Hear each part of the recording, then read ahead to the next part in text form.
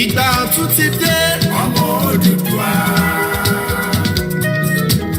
àsìkò ọ̀tun ti dé ọmọ Odùduwà. kò ṣẹlẹ́yàmẹ̀yà mọ́ ọmọ Odùduwà. kò ṣẹlẹ́yàmẹ̀yà mọ́ ọmọ Odùduwà. àsìkò ti tó láti gbára wa lọ́wọ́ ìjọba pọ́lísì o. àsìkò ti tó ọmọ Odùduwà. àsìkò ti tó ọmọ Odùduwà. kò ṣẹlẹ́sìmẹ̀sì mọ́ ọmọ Odùduwà. àfẹ́lẹ́yàmẹ̀yà mọ́ ọmọ Odùduwà. àsìkò ti tó láti gbára wa lọ́wọ́ ìjọba pọ́lísì o. ọmọ Odùduwà rìpọ́blìkì asọ̀wásọmọ asọ̀wásálàfíà àìkúbalẹ̀ ọ̀rọ̀ àfẹ́lẹ́yàmẹ̀yà mọ́ àfẹ́lẹ́sìmẹ̀sì mọ́ àwọn ìjọba wa ara wọn nìkan náà jà fún. ẹ jẹ́ ká jọ gbé rìpọ́blìkì lárugẹ Odùduwà rìpọ́blìkì ẹ jẹ́ ká jọ gbé lárugẹ.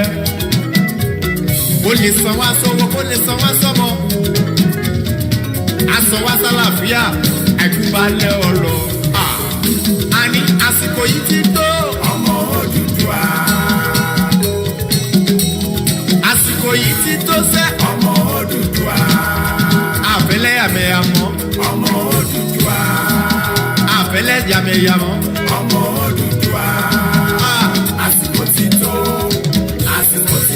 láti gbára wa lọ́wọ́ ìjọba pọ́lísì o.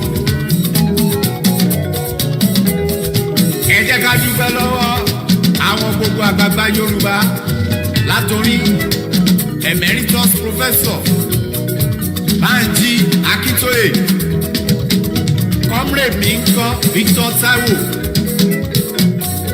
olóyè Sunday Igboho. ẹ bá mi tọ́jú bàbá tèmi ààrẹ Gani Adams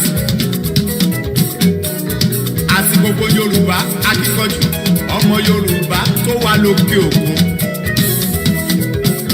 látòrí Mr. Adékúnlé Adépọ̀jù. a ní ìgbà ọ̀tun ti dé ọmọ Odùduwà.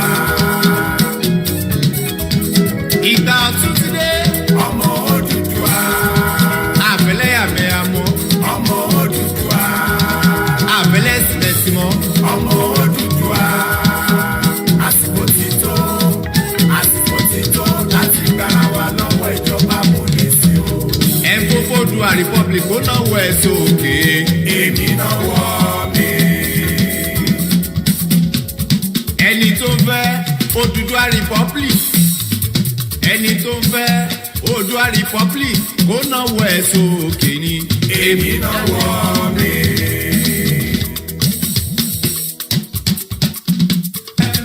ó fọ́ Odùduwà kó náwó ẹ̀ sókè. èmi náwó mi. ẹni tó bá fọ́ Odùduwà republic kó náwó ẹ̀ sókè ni. èmi náwó mi.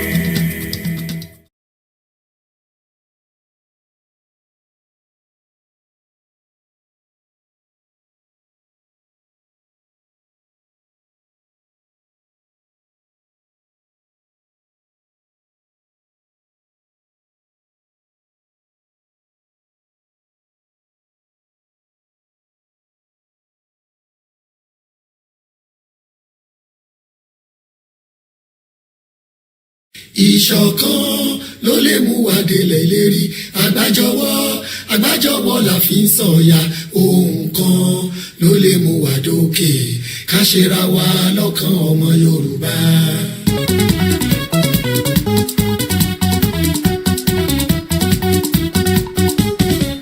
Ìṣọ̀kan ló lè mú wa délẹ̀ ìlérí, àgbájọwọ́ la fi ń sọ̀yà, ohun kan ló lè mú wa dókè.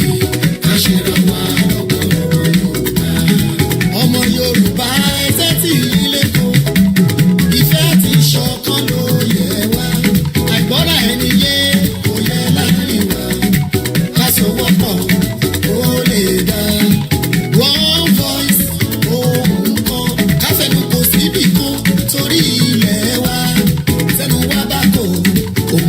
máa dẹ̀rù orílẹ̀-èdè Odùduwà ṣàlàfẹ́. Ìṣọ̀kan ló lè mú wa délé. Ìṣọ̀kan ní àgbájọpọ̀ la fi ń sọ ọ̀kan. Ló lè mú wa dókè ká ṣe ra wa ọmọ Yorùbá. Gbogbo gómìnà gúúsù ìwọ̀ oòrùn ó yá ẹ dìde kí á ẹ dìde sọ̀rọ̀ ilẹ̀ Odùduwà ìfọwọ́sowọ́pọ̀ wọ̀nyí ṣàlàfẹ́. Gbogbo ọba ilẹ̀ Yorùbá ẹ má fọ̀pọ̀ lẹ́rọ̀ ẹjọ́ ẹ dìde. Àfojúsùn wa kó lè rọrùn ẹ̀bẹ̀ lábẹ́ yìí ẹjọ́ ẹ dìde. Ìṣọ̀kan lè mú wa délé lérò.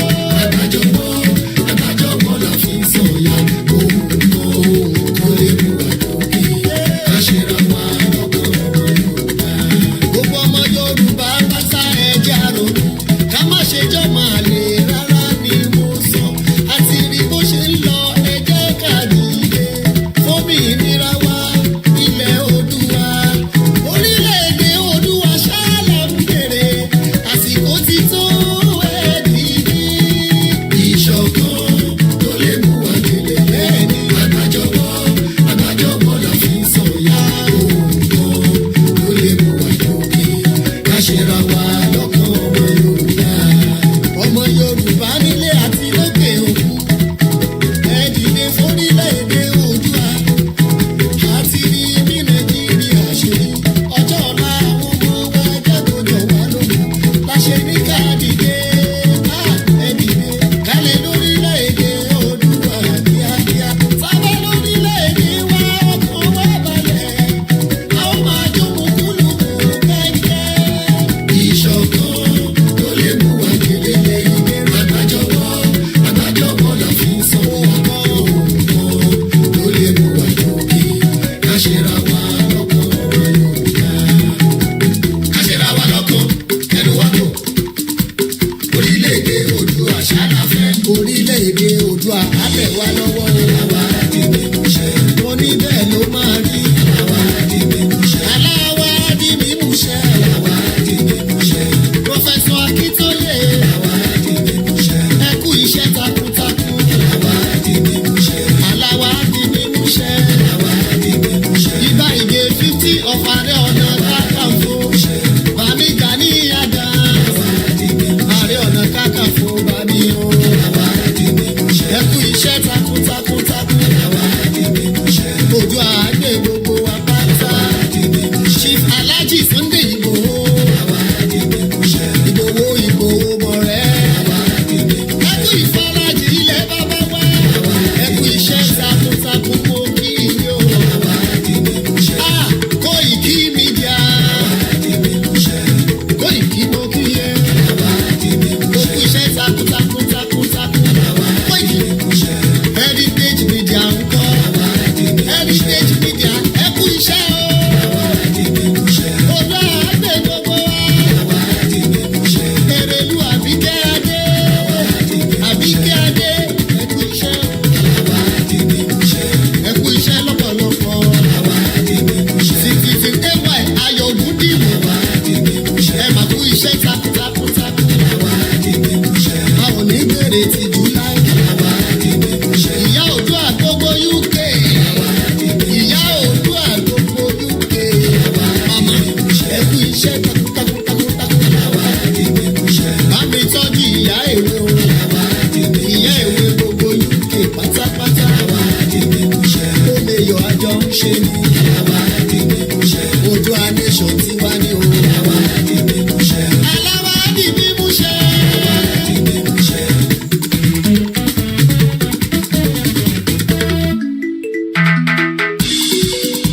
Ṣòwò ẹ o. Oòduà nation ní yeye o. Mi ò gbọ́. Oòduà nation ní yeye o. Àní ṣòwò ẹ o. Oòduà nation ní yeye o. Bá ti bọ́ sí tó ń bọ̀. Èmi àdèmájó máa yọ. Èmi àdèmájó máa yọ. Èmi àdèmájó máa yọ. Àwọn ọmọdé sọ pé. Oòduà nation ní yeye o. Àwọn àgbà náà sọ pé. Oòduà nation ní yeye o. Gbogbo ọmọ Yorùbá. Oòduà nation ní yeye o. Gbogbo ọmọ Yorùbá lókè o. Oòduà nation ní yeye o. Wọ́n pariwo kárakára. Oòduà nation ní yeye o. Wọ́n fẹ́ olú.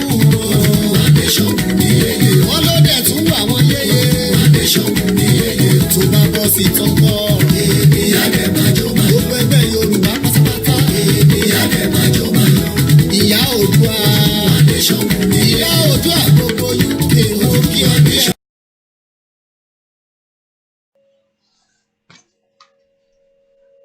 A very good afternoon and welcome to another broadcast coming live straight to you the 26th of October 2020. The time is exactly 12:34 p.m. For those of you in Nigeria, that will be about 1:30 p.m. because Nigeria is now 1 hour ahead of us. I welcome you as you're joining the broadcast wherever you're watching. And I say good afternoon and welcome onto the broadcast. We're going to play the anthem and then we go straight into the conversation as we continue to speak directly to different people. It is also up to individuals. I am just doing my own. It is up to you, whatever you want to do. A lot of you have different plans and different agendas. Your agenda might be different from mine. I don't know your own agenda. I know about mine. I don't know about yours. I know what I want. I don't know what you want. It doesn't matter whether we are all sitting down together watching this broadcast. Agenda tiẹ̀ ó yàtọ̀ sí tèmi. And you know that. But it is very difficult to know who really want a Yoruba nation and who doesn't want it. People come with flimsy excuses and say these and the reason why we think that Yoruba nation is not something that we should go for now. But they prefer us to be under the caliphate and then you will become a slave under the colonial masters. Or do you think because those of us that live outside the country, we are pleased with the way we are living outside our own land? Oh, don't you know that an Englishman loves this country and he would die for this country because this is his country? The question is, can you watching me, can you die for Nigeria? Can you watching me right now, can you die for Nigeria? Ask yourself that question. Even with the love that you have for Nigeria, can you literally sacrifice yourself for Nigeria? Can you sacrifice your life for Nigeria?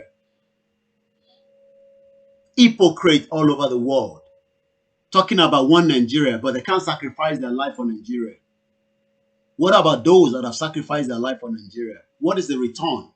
What have they gained? Oh, you have already forgotten now. What did Tolulope Arotile Kilo gain? What did she gain from Nigeria? Hypocrite all over the place. Rántí ẹ̀ mọ̀, ìbọn ti kú, ẹni kú ní ti ẹ̀ gbé, àwa tá kú ní ká sort ara wa out. Rántí ẹ̀, ẹ̀bẹ̀ ti gbàgbé ẹ̀.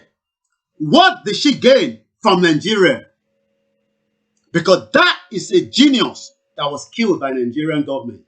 And you are now saying that we should keep ourselves in one Nigeria. Hypocrite people all over the place. They give flimsy excuses. Even some of you that are watching, you're still finding one reason why we should stick to Nigeria. Let's play the anthem.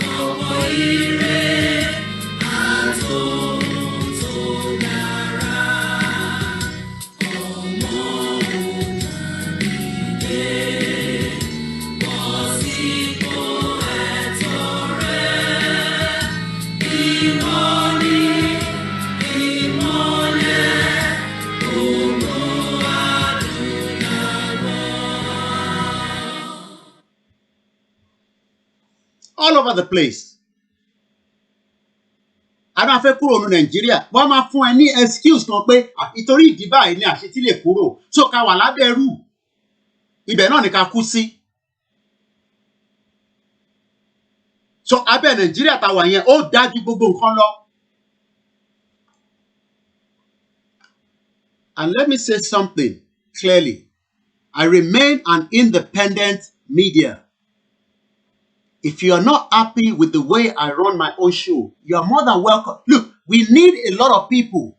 Don't come and talk to me anyhow. If you are not happy with the way I am running mine, go and set up your own. We need so many people anyway. We need so many people. You think I give a fuck about any one of you? Tó bá tẹ́yìn lọ́rùn ẹ lọ set up tọ̀dọ̀ ti yín now. Iṣẹ́ tó lúkálukú fẹ́ ṣe ọ̀tọ̀ọ̀tọ̀ ni. As long as tó bá jẹ́ pé tọkàntọkàn ni wọ́n gbé dání. You think I care about anyone? Ẹ rò pé mo ń bẹ̀rù anybody ni. Tẹ́yìn bá ń bẹ̀rù wọn, èmi ò bẹ̀rù wọn. Great Britain is one of our biggest problems. You are not going any fucking where until this country gives the go-ahead. Nigeria will remain Nigeria until Great Britain release us. You are not going anywhere. You are not going anywhere. Ìlú ìgangan ló wà lẹ́yìn gbogbo problem tá face. Great Britain, tẹ́yìn bá ń bẹ̀rù wọn, I have said it, èmi ò bẹ̀rù wọn. One life ni gbogbo wa ní, káwọn náà má kú mọ́. And those of you hypocrites all over the place, asking for Yoruba nation, but still trying to ask that, tàbá bá ń lọ fún Yoruba nation yẹn, ìkan báyìí ni ká tún ṣe, ẹ má yẹ ká ṣe léyìí. Ẹ má ti jẹ́ ká ṣe léyìí, ẹ jẹ́ ká ṣe léyìí. Start it if you are not pleased. You set up your own as well. You think I am here to satisfy everybody? Ẹ ní kúre. Gbogbo ilẹ̀ rẹ̀ pé mo wá satisfy ni. You think we need everybody before we get Yoruba nation? A máa jà ní sẹ́ ká tó gba ká fẹ́ gbà yìí. Ẹ rò pé à ní jà. A máa tì wọ́n lẹ́kàn, a máa fi wọ́n sọ́kàn pé à ń lọ. If you like, go and sleep in front of number 10 down the street. They know what they're doing. So, nínú gbogbo rìgìtì tó ń pa àwọn èèyàn ní Nàìjíríà, àwọn sì ń gbé epo jáde. Stupid, crazy people all over the place. You think I am here to... I said I am an independent. Gbogbo tí bá sọ, èmi ni mo sọ. Ẹ jẹ́ kó wá mú èmi. Ṣèbí èmi lèmi sọ. Ẹ jẹ́ kó wá mú èmi. Ìwọ kọ́ ló fẹ́ mú, èmi ló fẹ́ wá mú. Ṣèbí èmi lèmi sọ̀rọ̀. Ṣé wọ́n ló ń sọ̀rọ̀ ni? Ṣèbí èmi lèmi sọ̀rọ̀.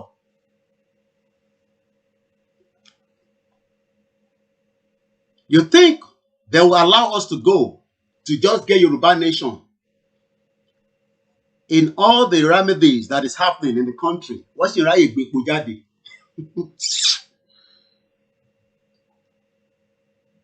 Because some of you do not understand the pains of those at home.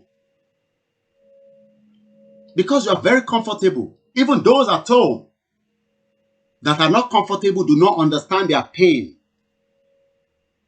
Ẹ̀rọ̀kẹ́ pain wọn ni pé EndSARS. Ẹ̀rí nǹkan tó ń padà bọ̀. Wọ́n ní ìpadàbọ̀ Abidjan. Òun ló ń bọ̀ wá fún wọn. I am asking everybody saying that they want one Nigeria. Can you die for one Nigeria? Can you die for one Nigeria? Hypocrite people all over the place. Wọ́n fi fẹsẹ̀ kan ṣe, wọ́n fi fẹsẹ̀ kan jáde. Nigeria ò dáa, a mọ̀, but Yoruba nation tẹ́ ń sọ yẹn, báwo la ṣe fẹ́ ṣe? Orí ẹ̀ ò pé ni. Máa béèrè lọ́wọ́ èmi ni kó máa bì. Yoruba nation tẹ́ ń sọ̀rọ̀ yẹn, báwo la ṣe fẹ́ ṣe sí? Báwo la náà ṣe máa lọ? Ó ní kúure. Mi ni mo sọ bẹ́ẹ̀. Ẹ ní kúure gbogbo yín. Ọmọ àlè. So ká dúró sábẹ́ òyìnbó tó ń kó wa lẹ́rú ká sì dúró sábẹ́ wọn. Kọ́ máa control wa. Àbí ká jà ká gbá gbogbo ẹ̀ kúrò lẹ́ẹ̀kan ká kúrò nínú wèrè táwa nú ẹ̀ yìí. Kò sí hospital, kò sí gbogbo ẹ̀. Ìyẹn lẹ́fẹ̀ẹ́ ká máa sọ lójoojúmọ́. Ìlú tó wà accountable for anybody. It is only Nigeria that is not accountable for anybody. Wọ́n wà accountable for anybody. Go and sleep in front of number 10 down the street. Wá kọ́ máa fi rẹ́rìn nínú yàrá ni. Mad people all over the place. Thank you very much, my brother. I have said it. We are coming down. We. I say me. I don't know about so many people, but I know some we. When I say we, I know how many of us. We're coming down. Ìjà ló máa parí ẹ̀. Ìjà la máa fi gbà kíní. Ìjà la máa fi gbà. Don't come and tell me pé àníjà. Yeah, one Nigeria will hide. They will hide in the West. Wọ́n máa sọ pé one Nigeria. Ẹ gbogbo àwọn ọmọ tó ń jáde yẹn. Gbogbo àwọn ọmọ tó ń jáde fún one Nigeria. Tó ń sọ pé any one Nigeria, one Nigeria. Ẹ sọ fún wọn kó padà wá sílé kó wá gbé ní Nigeria. No, you're mad, man. You can't go and live there. It is not working. They know it is not working, but they are thinking that it will work. How will it work? It cannot work. Nigeria is not going to work. Even if you bring yourself. Tó bá fẹ́ mi gan sínú ibẹ̀ gan kò lè work. Bó bá fẹ́ èmi gan tí mò ń sọ̀rọ̀, tó bá fi mí sínú ibẹ̀ kò lè work. It cannot work. So why are we deceiving ourselves? Kàn fi èmi Ọláyọmí Kóìkì, kàn fi mí sínú ibẹ̀ kò lè work. It is not designed to work. One month on say now. It is not designed to work. So why are we then fooling ourselves? Yes, we want pressure on them. But is the pressure going to apply for them to allow us to go? Do you think we are putting enough pressure? Are we putting enough pressure? Or pressure yẹn ó ti ń pọ̀ jù máa tẹ̀. Oh, so ìjọ la wá fẹ́ lọ. Tàbá rọra ń tẹ̀, ìjọ la fẹ́ lọ. Àná fẹ́ kúrò nínú Nàìjíríà kò wọ́ọ̀kì sẹ́ kò ṣiṣẹ́. Ìyẹn ni ká máa tẹ̀ díẹ̀díẹ̀. Kí làwọn èèyàn ṣe? Oh, ẹ mọ̀ pé wọ́n ń ṣe káà lójoojúmọ́ tó ń sáré ju more than miles tó fi sí orí títì lọ. Now, ask yourself, why are they building a car that can drive 160 miles per hour? But when you bring that same car down to 30 miles per hour, wọ́n bí ẹ̀dá kò wá ní 160 miles per hour yẹn. Torí wá sọ fún ẹ pé wọ́n design ẹ̀ fún eré tó fẹ́ sá lórí ẹ̀. Now, kí ló dé tó ṣe wá nígbà tó mọ̀ pé mọ́tò ń pààyàn, kí ló sì ń ṣe mọ́tò fún? Because wọ́n mọ̀ pé safety net wà lára ẹ̀. A ní ká ṣe tá máa ṣe ká kúrò ní Nàìjíríà, ìyẹn là ń fà bí pọ̀mọ́ tó wà lẹ́nu. Ìjà la fẹ́ kúrò, ìjà la fẹ́ máa ṣe gbogbo yẹn. And let me say something. If what I'm saying is not good for you, go and start your own and demand the way you want it to run. Bẹ́ẹ̀ mi ṣe fẹ́ kí tèmi run ni mo run ẹ̀ yìí. I remain independent against anybody that is watching me. I am an independent. Gbogbo tí bá dẹ̀ sọ èmi ni mo sọ. Mo dẹ̀ orí mi dẹ̀ gbé gbogbo ẹ̀. Gbogbo kí nǹkan tí bá ń sọ lórí show mi, èmi ni mo sọ. Ẹ jẹ́ kí ìlú kọ̀ọ̀kan kó wá fa wàhálà pẹ̀lú èmi, ẹ̀yin fìyẹn sílẹ̀. Tẹ́yin bá ń bẹ̀rù, nítorí ẹ̀rù wà lára gbogbo yín. Hypocrite. So káwọn èèyàn máa kú lójoojúmọ́ for the negligence of myself and you tá lè sọ̀rọ̀. Rọra tẹ̀ díẹ̀díẹ̀, bó ṣe ń tẹ̀ yẹn ó ti ń pọ̀ jù, máa tẹ̀ púpọ̀, máa tẹ̀ díẹ̀díẹ̀. Oh, so that you can continue to send money home to them. Kó máa fún wọn ní 20 pounds, 30 pounds. Ọmọ kan lọ́pàá yẹn, Tolúlọpẹ́ Arótilẹ̀. Kí ló ṣẹlẹ̀ nísìnyí? Gbogbo àti dákẹ́ àti gbàgbé. Ìjà tó yẹ ká jà. Ọmọ tó tẹ̀ pa ẹ lásán kan tó yẹ ká da gbogbo ẹ̀rú. Irọ́. Ẹbí Tolúlọpẹ́ pọ̀ Nàìjíríà. Òṣòwò nìkan lọ́pàá ni. Àbí àwọn ọmọ Lẹ́kí tó pa ẹ nísìnyí. Another one month, gbogbo yín máa gbàgbé. Ẹ gbàgbé Tolúlọpẹ́ ni. Gbogbo ariwo tẹ́ ń pa EndSARS, EndThis, EndThat, EndThat. Gbogbo ẹ̀ ó máa tán nísìnyí another 1 month. Ẹ tún máa gbàgbé yẹn. Kò sẹ́ni tó tún máa rántí pé àwọn ọmọ kan kú.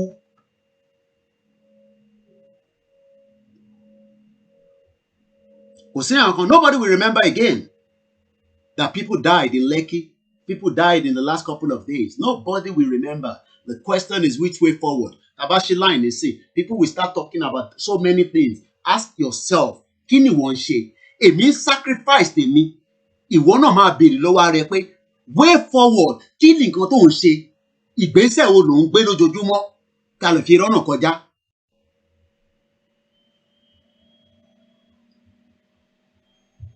What are you doing?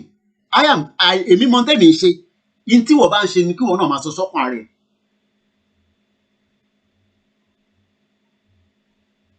We are talking about life is at stake. Life of people. Even my own life is at stake. Your own life is at stake for that negligence. I have said it. They will kill you. Look, this phone. It might mean something to you. To them, it doesn't mean anything to your life. They will kill you. I always use this phone as a reference point. You will be killed in Nigeria just because of a mobile phone.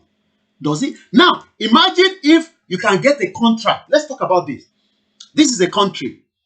You get a contract of the same phone that they want to kill you for in Nigeria. Remember, you want to run full price. You did not buy this phone on a full price. But because they see a phone like this in your hand, they will kill you. Now, let's think about it. If the same person that wants to kill you can get the same phone on credit and pay every month, do you think they will kill you? That is what we are talking about. That is what we are talking about. But because we have ignorant people, this Yoruba nation you are talking about, so how is it going to apply? How is it going to work? How is Nigeria working to you? How is Nigeria working to you? Where your crude oil is going on the Mediterranean Sea. Your crude oil is moving from one end to the other. And only few people knows.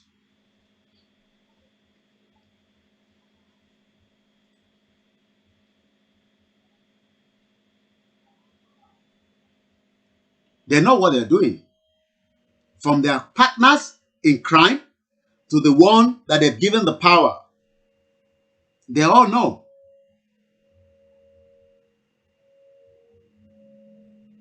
Some of us are not ready. Some of us are not ready. It's good that you can talk, leave a voice note, you can send a WhatsApp, you can call the show. So you think that's the end of it? You think that will be the end of us getting the Yoruba nation? You think that is the end? Yoruba nation. So when you open the phone line, you call on this show, you go to the next show, you call. How many of you are fully ready? That's the question. So that we can move forward. How many? Oh, go and open an account. When we open that account now, how many people will donate? It is very easy to talk. We want to put money somewhere. We want to do this. We want to buy this. How many people are fully ready? Yoruba, what is the way forward?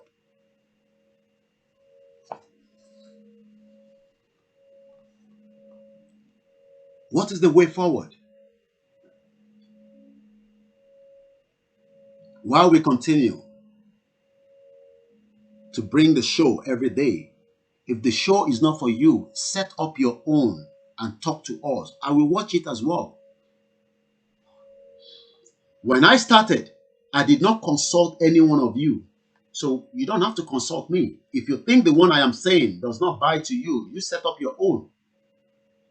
I'm not here to satisfy every one of you. I am here to bring sense, common sense to every one of us, including myself. Because for every day I am here, I've got to remind myself that this is not a joke. You think getting a Yoruba nation is a joke? You think it's a joke? You think it's like kuli kuli and epa?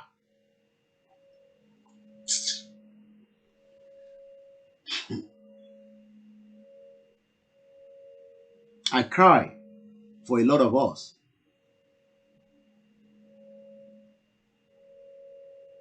I cry every day, knowing that things will shock us and we will just be thinking, what the hell is going on?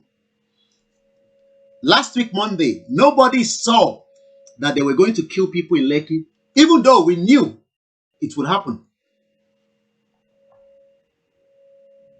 Even though we knew. But because we are all hypocrites, you think we have to beg everybody before we go into a Yoruba nation. That's what people expect. You have to consult everybody. So while we are doing that, we last another 500 years. You think that's what we are here for? You think we want to drag this for 500 years, another 10 years, another 3 years, 4 years? Initial election. Let's maybe hold on that.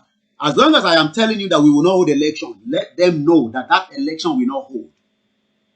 Election will not hold inside the southwest of the country. I don't care if the North want to do election, so be it. That's their own cup of tea. We will not hold election. Maybe that way is the language that you understand, but you don't understand the language that Yoruba nation is more superior than the election. Have you seen any Hausa man or the English man coming to tell you what we are discussing? They are watching every day. They watch me. They want to hear what I'm coming out from my mouth, but we are coming for you all. That is what is coming out from my mouth. We are coming for every one of you. Gbogbo yín pátápátá là ń bọ̀ fún. Gbogbo yín pátápátá là ń bọ̀ fún. Gbogbo yín pátápátá lẹ́yọ kọ̀ọ̀kan là ń bọ̀ fún. You think I'm joking? You think this one is somebody that sit down in London and is just making, is just talking? You don't know what is coming.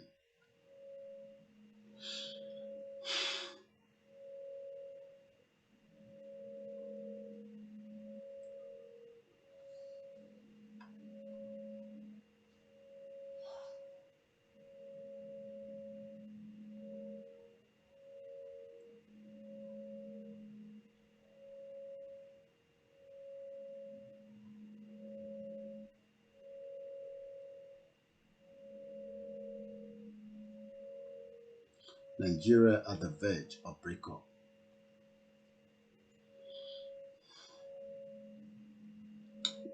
Which way forward? That's the question. What is the way forward? More pressure? More protest? Sign the petition? Sign the poll? Consult, negotiate?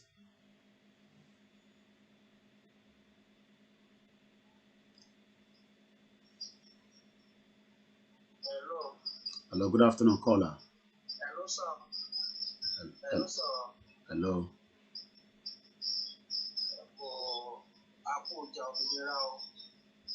How are you?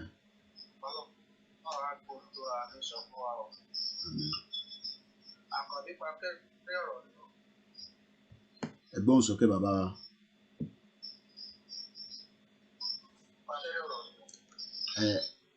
Mute ti background yẹn ó ń padà sínú bíbà ká lè bá gbọ́ yín. Hello. There's another noise coming from the background. Noise kan tún wà tó tún ń jáde, mo mọ ibi tó ti ń jáde.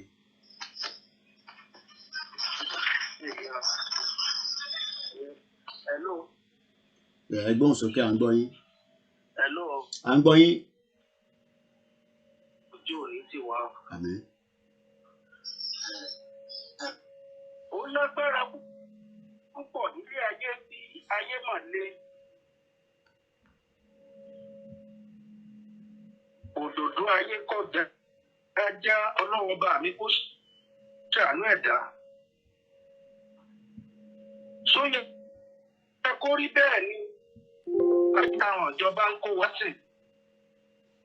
Ọ̀pọ̀lọpọ̀ àrà ló ń bẹ lóde ó yẹ kẹ́ẹ̀dá máa dá. Àrà táwọn ìjọba ń fi mẹ̀kúnnù dá nílẹ̀ yìí ó mà lágbára gan. Ibi tó ni tó bá lẹ́nu tí ò gbọ́dọ̀ wí, àwí ìgbọ́dọ̀ sọ, inú wọn sọ gbogbo èèyàn dà. Ọlọ́run ọba mi ó wá gbódùdú Alẹ́ṣà fún wa torí pé ọ̀tẹ̀ ti pọ̀ jù. Àwọn ọba yìí jẹ́ ti fẹ́ sí ọ̀dọ́gun. Ibo gan là ń lọ níbo la ti ń bò ó jàre. Ọ̀tẹ̀ ní tẹ̀lú rì wàláì ọ̀dọ́ ló nílùú kí ló wá dé ẹ̀sùn ọ̀dọ́ di wàhálà. Ẹ wo bí tẹ́ ẹ wo wàhálà tẹ́ ẹ kó sílùú gan. Ebi ń pa àwọn èèyàn lọ kó ń jẹ pamọ́. Débi kó ń jẹ fi ń bu oúnjẹ òní tó ọ̀pọ̀lọpọ̀ ẹ̀dá lè bí papú tí ò sí wàhálà kan tí ò sí ọ̀nà tán lè gbà ló jẹ́ wọn pokùnso nítorí àìró jẹjẹ ló wà ń bẹ̀. Àwọn kan jẹun táwọn jẹ bámúbámú ni wọ́n jẹ́ wọn rántí pé ìyà ìjọba ẹnìkan. Ẹ rántí pé bá a bá gbogbo bá jẹ lọ́gbọ̀n máa jẹ bọ̀ kẹ́ ẹ rántí ìjọ tààbù nílé ayé bí. Kí ló wá dé tó jẹ́ pé ọ̀tẹ̀ àti tẹ̀bẹ̀lẹ̀kọ́ àtàìfẹ́rẹ̀ rẹ ni?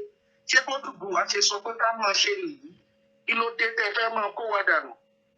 Ẹ rántí ìjọ tààbù tààsùn tí ò síbi tá a lè jẹ́ sí ìjọ tí wọ́n gbé wa sí sẹ́ẹ̀kọ̀ǹtè tí ò sẹ́ni tó lè sọ bí tá a tún fẹ́ sílé ayé yìí wọ́n kò sáǹfààní mọ́ ẹ rántí pé gbogbo tẹ́ ẹ ní pátápátá wọn ò ní í ṣe yín mọ̀ wà láì.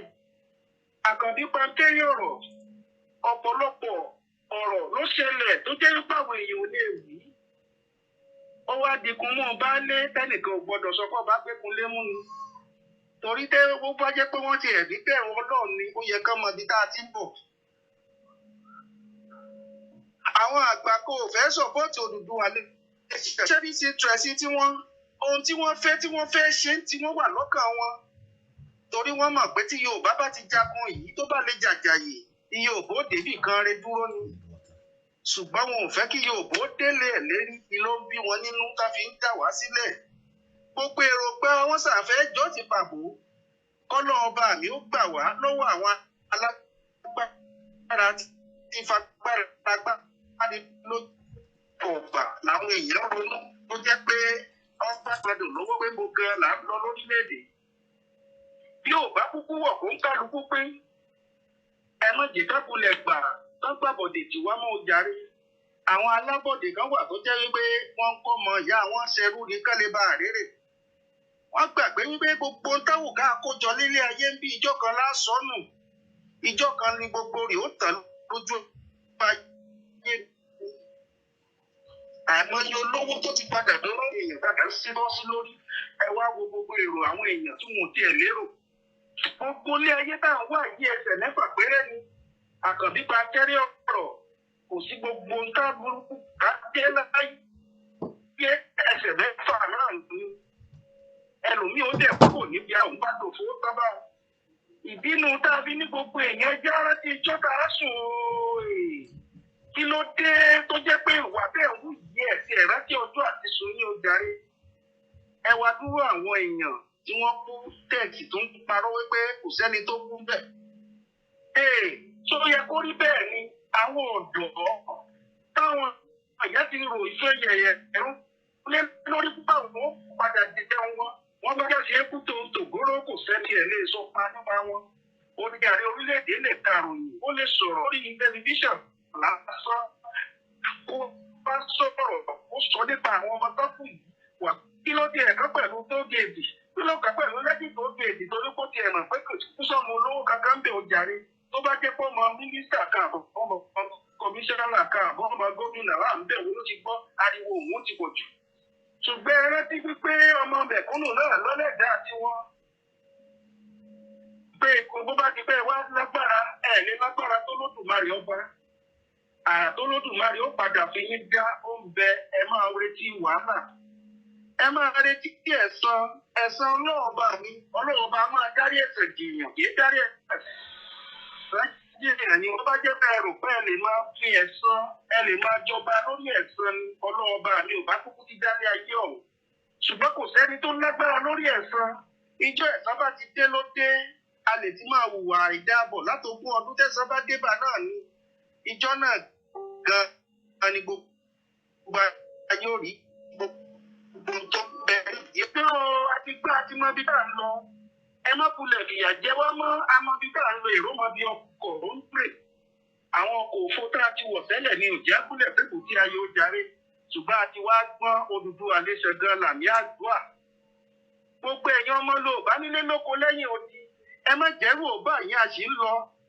Bókulẹ̀ òkà tọgbọ́n títí tí ọlọ́ọ̀ba mi ti sẹ́yìn Odùduwà lè kò sí bá ṣe wù ká bínú wa títí tí wọn ò lè bínú títí tí ká fọmọ tó retí torí pé Olódùmarè ni ló ṣe yìí ó ṣe lára ọ̀tọ̀. Tó bá wá jẹ́ pé wọ́n rò pé táwọn ò bá sí kò lè ṣeé ṣe. Wàhálà ìmọ̀ràn ẹ̀dá ni tọ́lọ́ọ̀ba mi bá ti parí iṣẹ́ rẹ̀ kò sẹ́dá tó lè dá ṣe. Gbogbo ẹ̀yà aṣíwájú Yorùbá ni kẹ́ ẹ lọ tó ṣòkòtò yín mú kẹ́ ẹ má kulẹ̀ gbẹ́kẹ̀lé nìkan torí pé àwọn èèyàn ò lérò.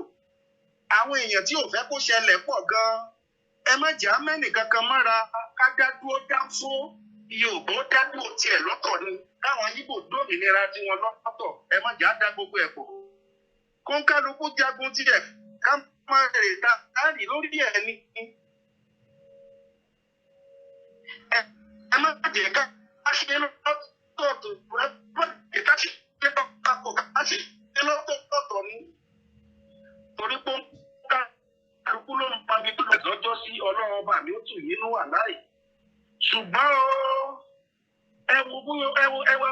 tó wá tú lẹ́yìn ìgbà tí gbogbo yìí ṣẹlẹ̀ a ṣẹ̀ṣẹ̀ wá rí wípé àwọn èèyàn kan fẹ́ràn ara wọn ju mẹ̀kúnnù gangan lọ ni ọlọ́run bá mi ó gbà wá o àkànbí máa ń kẹ́rí ọ̀rọ̀.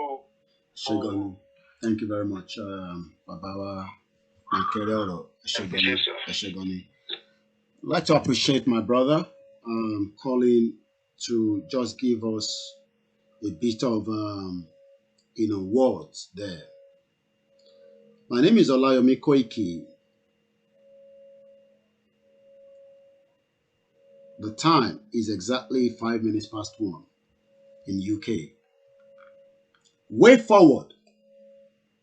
A lot of people are asking the way forward. A lot of people are saying so many things. How come you can't activate those things? If you truly know that you are and you want a Yoruba nation, you don't need to consult me. You don't need to consult anybody. Everybody can do different things as long as your aim is to make us out of Nigeria.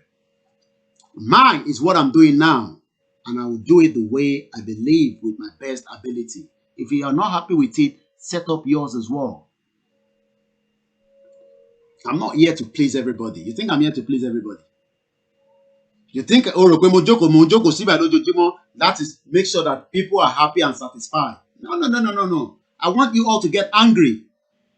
I want you to get upset. You think I'm here to make you laugh? In that shit hole country. What? The third MSARS is gone. Ipadabwa Beja. Umaleju. Into what expect law. I won't go into details. But what is coming back for them, they don't even understand. But to that side,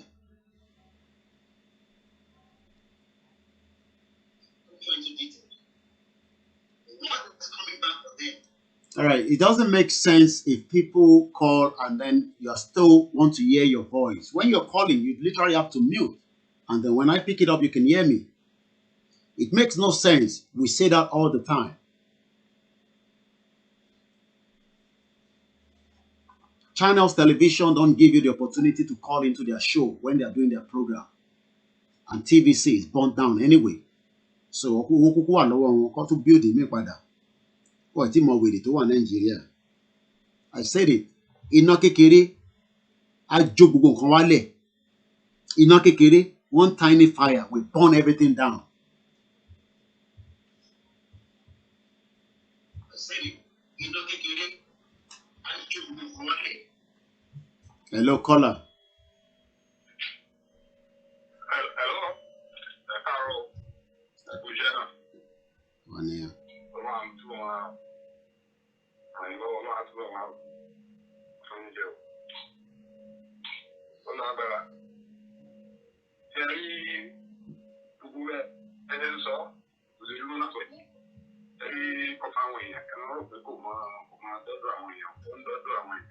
One way or the other.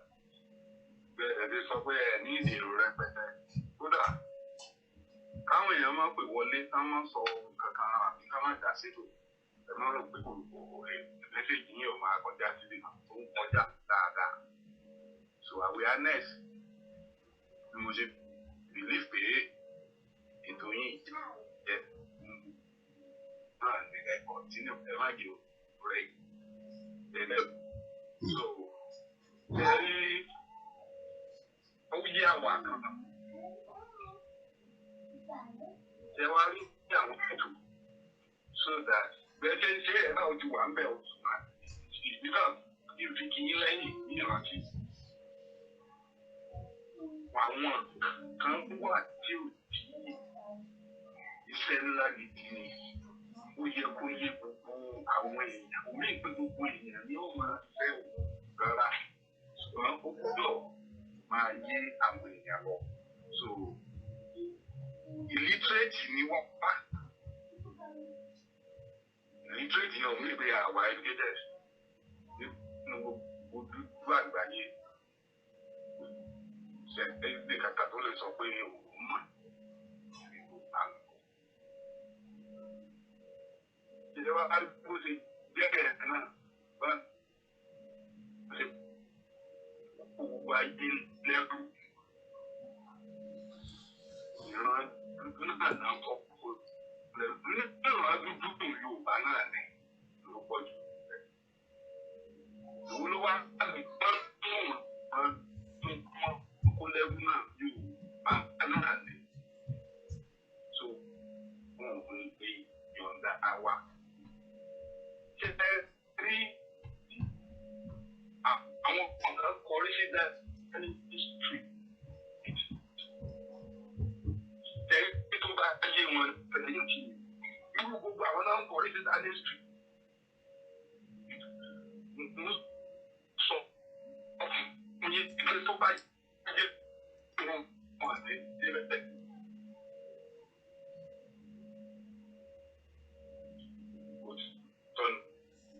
All right, the line. All right.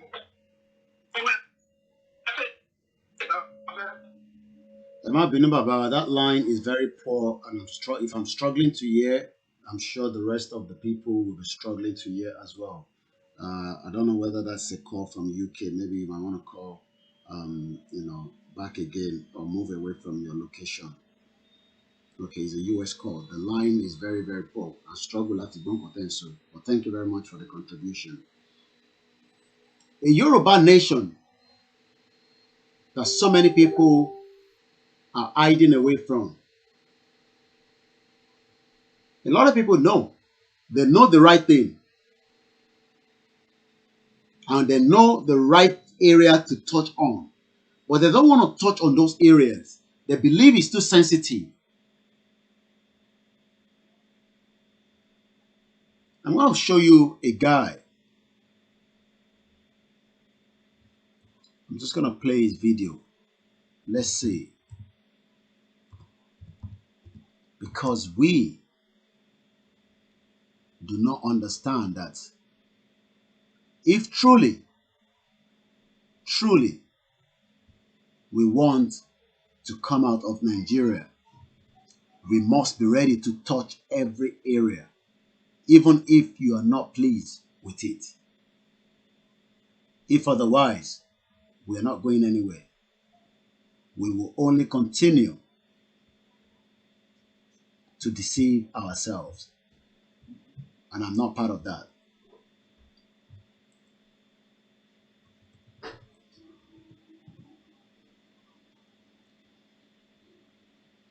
I'm just going to pop something up in a minute. Just in a minute.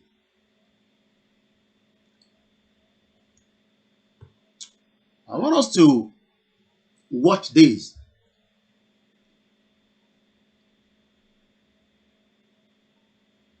He's also an individual doing his own thing. The video has got nothing to do with Yoruba nation, but it's just to enlighten and educate us that in a way to get the Yoruba nation, we must be ready to touch on every area that we can lay our hands off. We must be ready. Let's watch that video and I'll come back. I'm going to mute my mic so there will not be any interference. All right.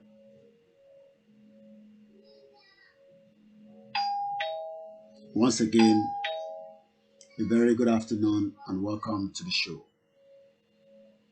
Let's watch Jonathan Pye.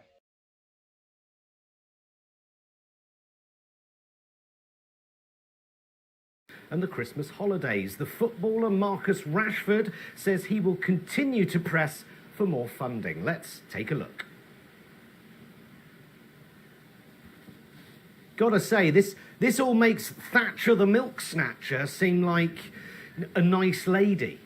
You know, I don't know why you'd vote against giving children food at a time of national crisis. Do you know what I mean? All Marcus Rashford is suggesting is, what with everything else that's going on, can we at least ensure our children aren't going hungry, up until Easter? This wasn't Labour trying to score cheap political points. It's not some far-left plot to entice toddlers to join Antifa by bribing them with one fully balanced meal a day. You know, it's like a couple of weeks ago when you had Boris and Priti Patel bemoaning those lefty human rights lawyers, fucking commie bastards standing up for, human rights. One of which is the right not to go hungry. I also think that we all have a right to live in a country where your government doesn't, on your behalf, allow 4.2 million children to live in poverty. Children in poverty, in hunger, in the UK. How is that even possible? If massive swathes of the child population are malnourished, you have no right to call yourself a civilized country. It's Dickensian. And it is. Rickets and scurvy and scarlet fever are on the rise. I mean, I know Boris looks like a caricature of a cruel beadle from some Victorian Gothic novel, but rickets? People are struggling to feed their children, okay? The majority of this country has just taken a massive pay cut, which is fine if you're one of the Boris Johnsons of this world. A man so out of touch, he once described his £250,000 salary from the Daily Telegraph as chicken feed. You fucking prick. I can hear the conversation. This bloody footballer with the brown skin and the regional accent talking about feeding working class children or some such nonsense. How do we shut him up? Do we actually have to feed these starving kids, or can we just give him an MBE? Because that usually works with most of my old Eton chums. Talking about feeding poor people, right? Something else they voted down recently relating to food. This is madness. The government voted down amendments to an agriculture bill, which means, get this, thanks to Brexit, the biggest reclamation of parliamentary sovereignty in generations, the government can now bypass that very same sovereignty of Parliament, oh, the irony, and change our food and farming standards without any public or parliamentary scrutiny whatsoever. But our food standards are already enshrined in law, shouts Liz Truss, whilst voting against ensuring they remain so, paving the way for some of those amazing trade deals we've been hearing so much about. The truth is, the US and India are actively prioritising lowering our food standards, and the US's official stance is that nutritional labelling is a barrier to trade. Labelling, where you get to find out where your food is coming from, what it contains, how it was produced, how good or bad it is for you. Soon, you won't even know what you're eating, and we'll all get fat, and then we'll all just fucking die, except our children, of course, who will just be left to starve. Shall I tell you who I reckon hates Marcus Rashford more than the Prime Minister right now? Jamie Oliver. Pissed all over his fire. I bet Jamie's like, school meals is my thing, motherfucker, back up! Did you hear that? Oh, it's not Koiki Media that is talking like that. A lot of hypocrites. Má sọ̀rọ̀ bẹ́ẹ̀ yẹn. Má sọ̀rọ̀ bẹ́ẹ̀ yẹn. Fuck you. Tell me to talk like that. Ọmọlúwàbí òṣìwò, ìyà ń jẹ àwọn èèyàn. That is a country where 4.8 million children are also hungry, and is talking about it. But because we are too sensitive, we leave things until everything is where we are now. Our parents, part of the fault of what we are going through. You want me to live the same wahala they may go through. You want me to pass this on to the next generation. You want me to pass this generation of what I'm going through, that the parents, my parents should have sorted out. They refuse to. That is why I am going through this as well. You hear that, Englishman? Yeah, Choribo Joyibo now. Choribo Joyibo. Go and watch more of his video. Jonathan Pye, his name is called.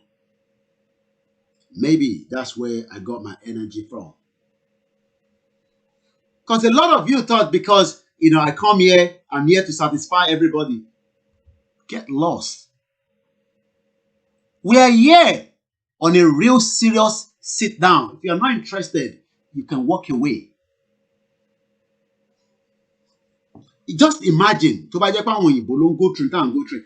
Think of it. If it's the English people going through what we are going through now, there will have been civil war all over the place. Just think about it. That the English going through what we are going through now, the reverse way. Oh, it's because we are very omoluabi,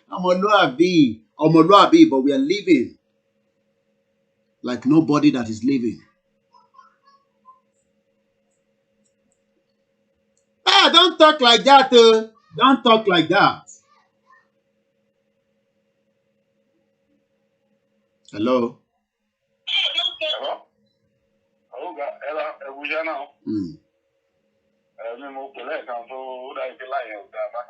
Yeah.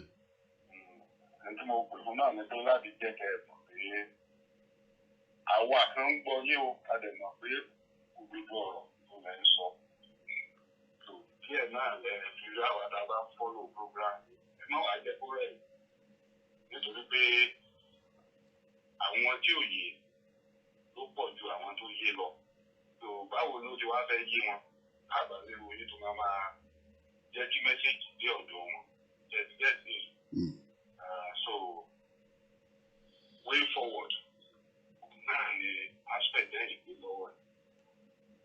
Àwọn bàbá wa tó ń já síwájú náà àwọn náà ń gbà lọ. So gbogbo àwọn tó ń dá sí ètò tó ń dá sí ọ̀rọ̀ Yorùbá nation ni mo sọ gbogbo wọn tó ń já síwájú. Gbogbo wọn náà là ń rí àníjẹ́ rẹwà gbogbo any aspect bí olúkálùkù bá dẹ̀ ṣe ń ṣe tó ti ń sapá rẹ̀ náà ló wà important. Bẹ́ẹ̀ni. Àwọn tí ó máa ronú pé ó kéwòn tó máa tẹ̀lé àwọn fẹ́ jagun ara àwọn tata ṣe ṣiṣẹ́ lọ lọ́nà. Mi lè sọ pé ìrírí àtẹ̀yìn wà ní ìṣúná ìgbé láìsí àmì. Ẹ má wàá rò pé bóyá gbogbo àwa tá a jáde náà ló yé bóyá àwa tá a jáde ló yé jù. Nínú ẹ tí ọ̀rọ̀ Nàìjíríà bá yé jù. Àwa tá a ti kó Nàìjíríà náà ló fẹ́ yé jù. Tàbá ń wá àwọn tó dùn jù nínú àwọn tá a ti kó. Àwa tá a ti kó Nàìjíríà náà láti láwọn tó bá yé jù. Kì í wá pé kò sẹ́ni tó yé Nàìjíríà náà ó wà. Gbogbo àwọn aṣíwájú Yorùbá World Congress náà tó wà Nàìjíríà ó dà yé wọn náà láti. So ẹ má jẹ́ kó rẹ̀ yín. Iṣẹ́ gidi ilẹ̀ ń ṣe o. Kì í ṣe ètò ẹ̀fẹ̀. Kì í ṣètò wá máa gbọ́ wá máa rẹ́rìn. Ilẹ̀ tì mú o rárá o. Kì í ṣe o. Kò sí mú rí dáadáa pé kò yẹ pé rẹ̀. Ṣùgbọ́n ẹ má wàá rò pé àbí mẹ́sẹ̀jì yín ò máa dé tó ṣe tó yẹ kó dé. Ó ń débẹ̀ ó máa gba táì. Díẹ̀ bẹ́ẹ̀ ni ṣe o.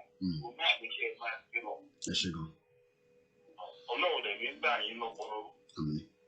Torí can you fast from you kì í ṣe pé bóyá kì í nígbà tí ò bá sí pé káwọn èèyàn máa sọ fún yín ó yẹ kí tẹ́ ẹ̀ bá máa láwọn èèyàn sọ wàhálà ni torí ìgbà tí ìrẹ̀wẹ̀sì ò sí fúru yín o ṣùgbọ́n láti irú èmi tí mò ń kọ́ yìí mo kọ́ láti sọ pé kẹ́ ẹ tètè mọ̀ pé iṣẹ́ gidi ilẹ̀ ń ṣe kí ni reason underlying factor náà ni pé àní òye àwọn èèyàn àwọn tó wá ń di ọ̀rọ̀ wa ilẹ̀ tó nọ́mbà ìtumọ̀ kì í ṣe pé tí àwọn bàbá wa táwọn àwájú ń ṣe ni mò ń sọ yìí o àwa tá à ń jáde tá à ń fẹ́ ìwúnú hàn ẹjẹ́ ń tó padà sórí ẹ́ńsàs gangan kí ni ẹ́ńsàs kí ni ìtumọ̀ rẹ̀ ni pé wọ́n Nàìjíríà àwọn kan jáde ní state US ní Dubai tí wọ́n jáde tó rọrùn kéèyàn jáde tó bá yé wọn tán ebi bí làwọn wà lẹ́yìn ò bá sí ní US mo lè máa wo ẹ̀wọ̀n ẹ̀ẹ́dẹ́gbẹ̀lẹ́ ní kẹ́nu sọ́ọ̀nù kò yé wọn tán ni tó bá yé wọn tán ó yẹ ká mọ tó yẹ káwọn mọ pọ́ọ̀tù ebi ẹ̀rú náà ní gbogbo gbogbo ṣe nílùú Amẹ́ríkà nílùú Nàìjíríà ìlú wo ló tóbi sí Amẹ́ríkà lọ́la yìí ẹ̀rọ. Mo wà pẹ̀lú yín à ń gbọ́ yín. So ìlú wo ló tóbi sí Amẹ́ríkà lọ ìnẹ́bìtì tóbi tí mo méèdì nínú gbogbo nǹkan mo sọ nínú gbogbo nǹkan mo wo ni ìdílé la wà ẹrú ni irú ń ṣe bí ibi mo wà dókítà kan tó bá ní ẹnjìníà kan tó bá ní iṣẹ́ àwọ̀ ìṣàlàyé fún ọ̀sẹ̀ tó ṣẹlẹ̀ ní ìdílé tó ti yẹ yín nìyí níbí nílùú yìí so kò yé wọn tán ni wọn à mọ̀ pé àwọn lè bu ẹja tí wọ́n kó dúdú lẹ́rú so tí n bá sọ pé wọ́n kó dúdú lẹ́rú tó á kó Yorùbá lẹ́rú ẹrú wo ló wúlò fún ọ jù ẹrú tó jẹ́ Yorùbá ni báwọn bàbá wa ló tà wá nọ́mbà 1 àwọn àtúnlọ ń bá àwọn bàbá wa ṣébí làásì ni wọ́n ti ń tú ní ìsinmi àbí bẹ́ẹ̀ni àwọn èyí tó kì í dé sílẹ̀ pariwo sábà ní ẹmú púrúfù wà ṣébí púrúfù ló ti ṣẹlẹ̀ lọ́rọ̀ ensars púrúfù àwọn bàbá wọn nù ṣé báwọn bàbá wa fẹ́rẹ̀ ká máa pariwo jù ní èsì àfihànlẹ̀ àfẹ́ pariwo wọn nítorí òótọ́ kan gbé lọ́wọ́ díẹ̀ torí òótọ́ ò ní sọnù so ẹ má jẹ́ òwúrọ̀ yìí tó jẹ́ kí èmi pè yìí ẹ má jẹ́ òwúrọ̀ yìí kankan o kò yé àwọn èèyàn tá má ti ṣiṣẹ́ tá má ti rówó tí wọ́n á fi wá mọ́tò lójú títì dùn tí gbogbo ẹ̀ dùn wọ́n ti gbàgbé gbogbo ibi tí àwọn ti bọ̀ wọ́n ti gbàgbé o ṣùgbọ́n wọ́n ètò yìí ẹ gbà bí mo ṣe sọ fún yín. ẹ ṣe gan ni. mi ò ní irú pílátífọ́ọ̀mù yín ọ̀nà mi ò gbàbẹ̀ lọ́nà mi bá gbàbẹ̀ ni ẹ bá ti gbúrò owó èdè náà ń ta. ẹ ṣe gan ni. nígbà tí irú yín ti ṣe ọlọ́run ìdí rẹ̀. Amen. Thank you very much. ẹ ṣe gan ni bàbá wa mo sì bá wa ẹ ṣe gan ni. The caller is just trying to put a word of encouragement. Let's talk about 7 Nigerians found on a cargo. Oh, did I say cargo? An oil ship coming from Lagos to Southampton. Let's see what the people are talking about. Shame on the gullible hashtag BBC News and other media making headlines with a story fed to them by the Tories about the 7 Nigerian stowaways allegedly hijacking an oil tanker later stormed by the brave special force, yet it is more like Amstead.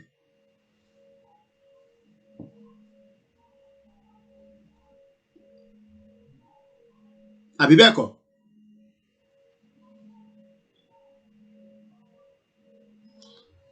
1 minute.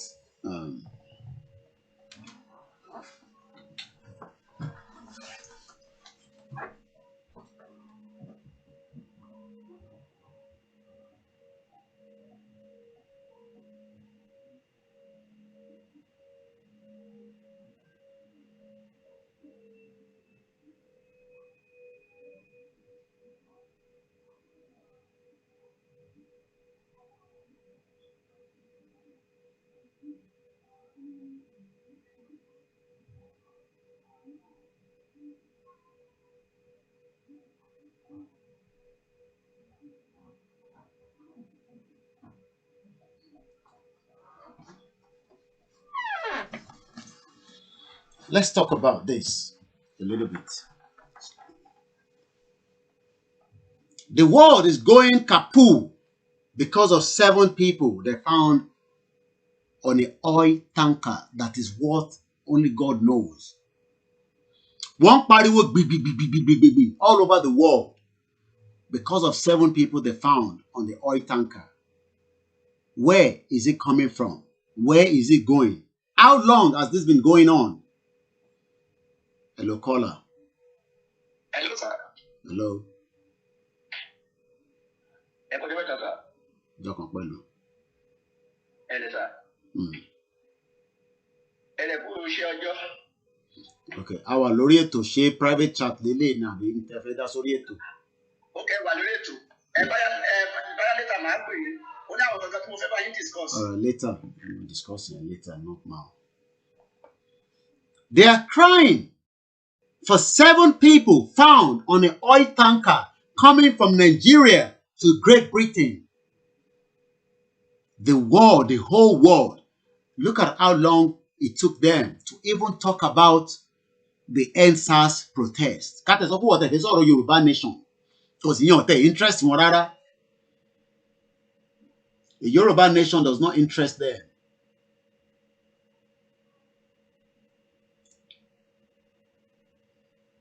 Because that is not their cup of tea. That is our own problem now. You think that is their own problem? No, it's not their problem. Go and check the news around the world. Or 7 Nigerians found on an oil tanker that is worth value of only the good God knows how much. Let's go straight to another caller. Well done, sir. We are so disheartening. It's so disheartening. Those people coming on the tanker, I'm sure they are not maybe fighting them or they want to rob those oil vessels. They may be finding their way to maybe Europe. That's what is just in display.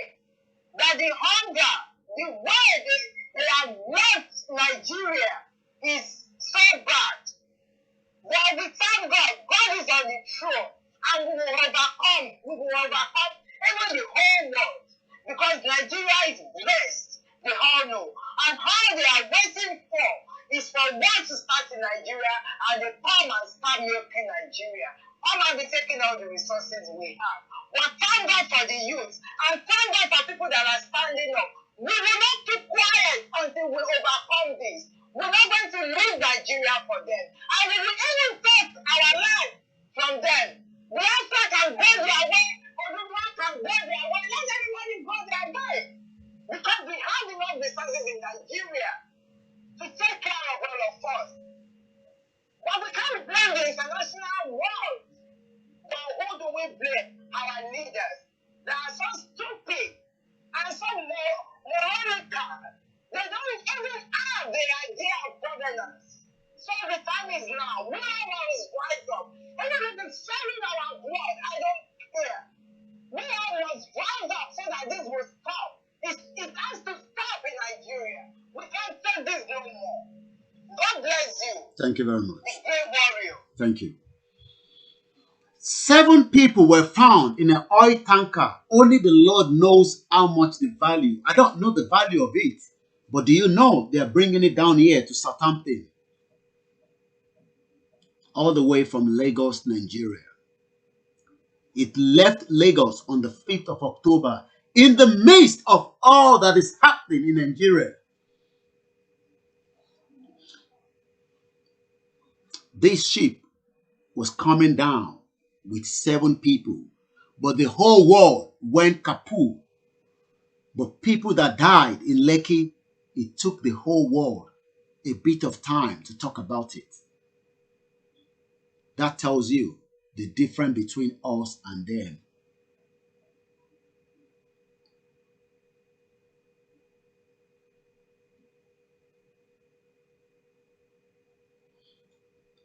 We have senators making so much money, and those 7 people will probably have constituency senators, but do they care about them? No. What is the way forward? It's exactly 1:30. All I'm saying is, let's come back here. Me, I am just here to create the awareness and prepare your mind. You can take it from there and do the next thing that you think is also good for us. I repeat, I am just here to create awareness that the Yoruba nation is not something that we should joke with. A Yoruba nation is not something we should play with. A Yoruba nation is the only way out. But you can then take it further from there. You don't need me to be there. Literally, I don't have to be. But as long as you are doing what you think is of benefit for every one of us. Thank you. Thank you. And I know anyone from the media angle. This is my own line. I might not understand how to do other things, but I am here to create awareness. And this awareness will go round the whole world because I'm speaking to everybody. And they know that there's danger coming because as long as the media continue to speak on something, they know that the danger is about to be embarked. But how can we suppress that danger? It's also something that some of you can then start negotiating, can talk about in your own clusters.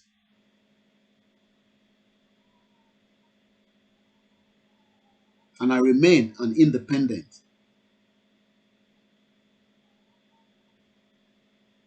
Because when I started, I did not consult anybody. Nígbà tí mi dìde tí mo bẹ̀rẹ̀ sí sọ̀rọ̀, mo lọ consult anybody.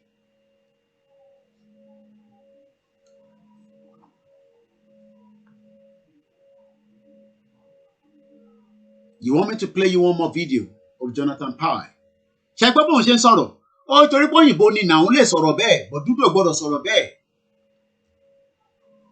With that contraction you call Nigeria.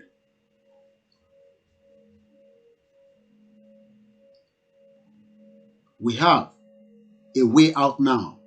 But are we going to allow that way out to slip away? Yes, even if we are going to negotiate our way out, we need to make sure that we intensify it. It's not something that we just sit and relax and think that Yoruba nation will come on our table like that. No!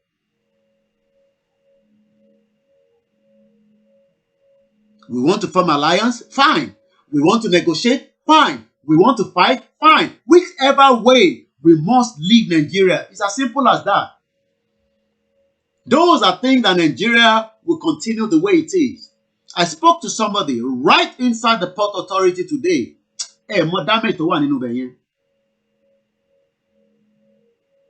I spoke directly. The person was right inside the Nigerian Port Authority. And he's been there for more than 12 years. Into Sosimileti Leni. Tabate to add another 12 years more. Let me explain this. Gbogbo position. Every position is held by the Northerners in the Port Authority in Lagos. Do you know how many contraband goods they bring in and they clear it out? This person has been working there for 12 good years. He spoke to me today.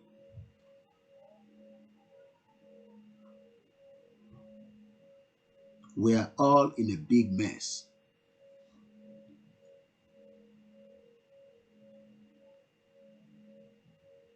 Real big mess. Is that the way you want us to continue? Oh, because you have a bit of 1,000 pounds, 2,000 pounds, 3,000 pounds, you can buy a car from America and bring it to Nigeria and you clear the goods, you drive it on the road. Maybe you're lucky you get killed. Maybe you're not lucky you are driving it. One day something happened. Or you want us to restructure the whole thing. Some say we should work for one new Nigeria. Really? You think one new Nigeria will solve the problem that we are going through in 2020? You think one new Nigeria will solve it? Or you think going to another election will solve it? Let us work according to the knowledge that we have. I am using my own knowledge, the one that I have, the one that the Creator given me to bring the awareness, to open up our mind, and to also remind me as well, as a person, that if we do not solve it now, you are telling me now to pass the baton to the next generation. You want us to pass it to the next generation. Is that what you want us to do?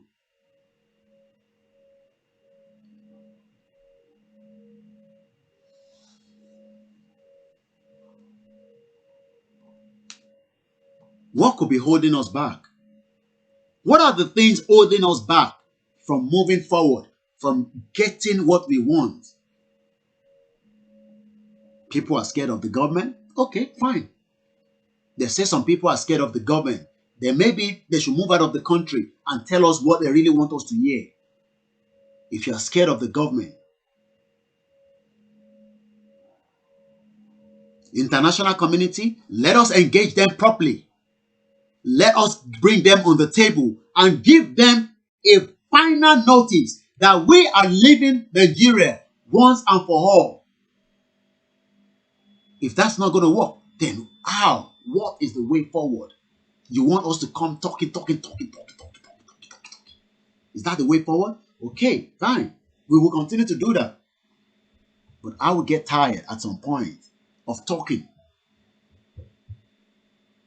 Because this is what they've been talking for over 60 years. We know that this has been on the table. Okay, let's go back to regional government. If that is going to work, really? Let's change the constitution. Is it going to work? What is really going to work moving forward? Or you just want us to continue to monitor and then every day report the crime, report the atrocity, report this, report that. You know, somebody died, somebody killed, somebody wrote that. I think of when we should be thinking of how do we send people to the space and challenge other parts of the world. So you want me to come here every day and be bringing those kind of news?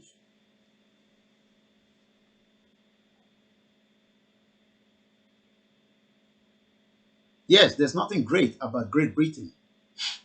That's, I think, what somebody's mixing up on the comment there. What she's saying is right, that I should not put anything great about Great Britain.